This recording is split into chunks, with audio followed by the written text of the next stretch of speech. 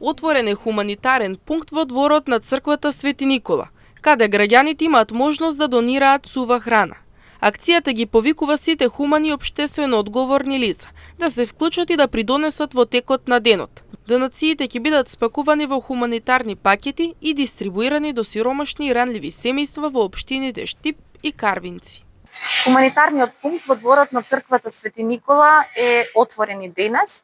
За таа цел ги повикуваме сите хумани граѓани, сите општествено одговорни компании кои што сакаат да донираат сува храна, да го сторат тоа во текот на денешниот ден, со цел истата во склоп на хуманитарни пакети да биде дистрибуирана до сиромашни и ранливи семејства во општините Штип и Карвинци.